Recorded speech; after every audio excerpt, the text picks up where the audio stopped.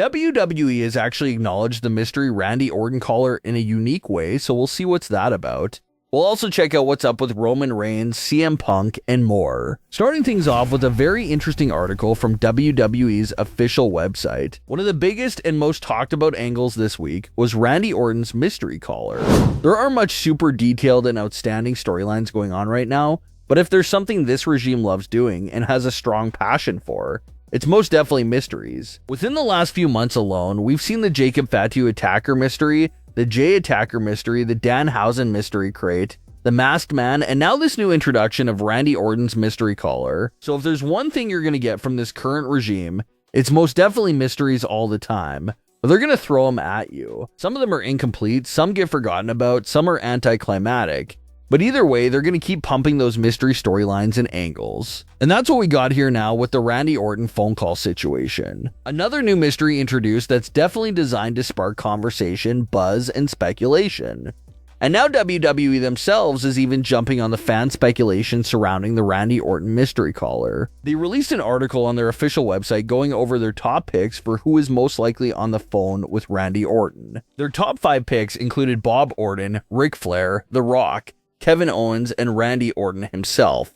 More than half of those names were names that the community was actually talking about right after Raw. We spoke previously about the possibilities of Bob Orton, Ric Flair, or The Rock being the mystery caller.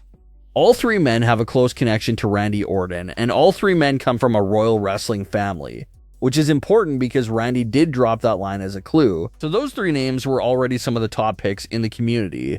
But this official article went on to list 2 more interesting names. Starting with Kevin Owens, this is a nice deep sleeper pick right here.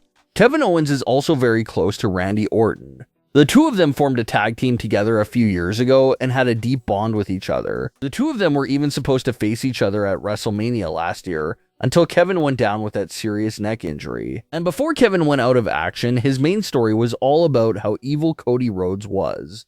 And how Cody was the bad individual here, and how everyone was not realizing that. So is it possible that Kevin Owens reached back out to his old pal Randy Orton and started pumping his agenda to him about how Cody Rhodes is the evil one here, and how he has to snap on Cody in order to stop Cody and get the title back? There does seem to be some life to that theory. That's not completely out of the realm of possibility there. But where the Kevin Owens theory falls apart at is the fact that Kevin Owens is not part of a royal wrestling family. Randy's biggest hint so far about the mystery caller was how he implied that they were part of a royal wrestling family. And if that's the case, and if that's a true characteristic of the mystery caller, then Kevin Owens is kind of automatically disqualified as the mystery caller, because Kevin is a first-generation superstar. Kevin Owens has no family ties or family royalty in the world of pro wrestling. So that's the one big knock to the theory of Kevin Owens being the caller.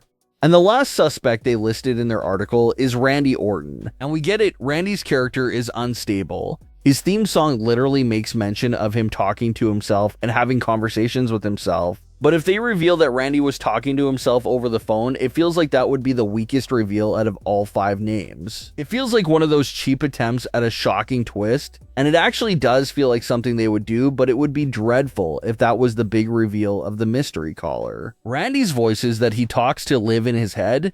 The voices in his head don't need to pick up a phone and dial Randy's number to talk to him.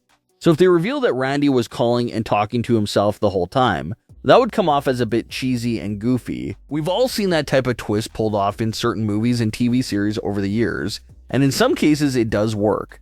But in the pro wrestling industry, and especially with this regime, it doesn't feel like the execution would really be that strong if they go down that route with the story. So that's what makes that reveal seem like the weakest of all the options. But the rest all seem like some pretty solid choices. Bob Orton and Ric Flair are no doubt up there in age, but if they want to bring either of those 2 into the storyline, it will be great to see either of those legends back involved with a major story. Obviously, like we mentioned earlier in the week, The Rock is probably the most exciting possibility here. Cody Rhodes has been a thorn on The Rock's side for several years now, and The Rock needs someone to help him finally take down Cody Rhodes. So The Rock could turn to Randy for help and eventually get back in the ring himself to handle Cody Rhodes. And even the Kevin Owens option is exciting as well. Kevin is coming off of that serious neck injury, but there has been growing rumors lately that Kevin may be cleared to compete again by late 2026. So if this is a way to slowly work Kevin Owens back onto television and eventually work him back into the ring later in the year, then that's a pretty exciting possibility as well. But we'll have to see if one of these 5 names end up being the mystery caller. And we'll have to see if we even get a reveal to begin with, because there's some instances where they introduce a mystery and leave it in limbo. So hopefully this isn't one of those cases, and hopefully there is a solid reveal coming behind the mystery caller.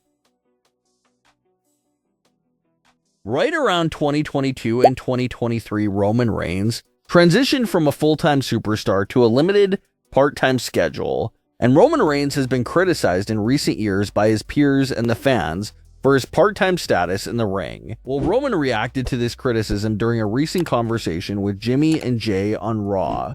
Roman noted that it didn't bother him what everyone said about his part-time status. What mattered to him was being a full-time father at home for his wife and kids, and how he felt like that was the biggest flex for a superstar to have. Roman gets a lot of flack for his limited schedule. You'll hear every single one of his opponents bring it up during the feuds, but it is a pretty justified reason there by Roman.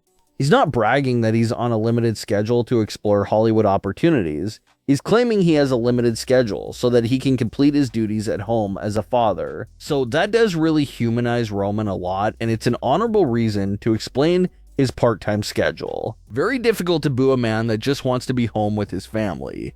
And this has also been a burning topic for the Roman versus Punk match. Everyone is discussing and trying to figure out who's the heel here. Is it a battle of 2 baby faces, a battle of 2 tweeners, or a battle of 2 anti-heroes?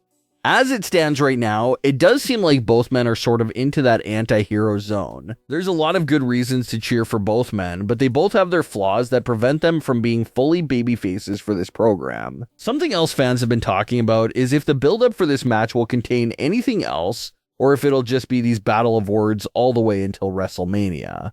We've already seen 3 promo segments, and Roman still has a few more Raw appearances set before WrestleMania. So maybe they will do some more talking, and it's possible that we haven't even heard the biggest insults yet. Maybe they're saving the big heavy verbal blows for these last few weeks here before WrestleMania. So there's still a lot to look forward to there with that program. This is the Night 2 WrestleMania main event program after all. So the stakes will most definitely remain high, and we can expect more twists and turns along the way right there.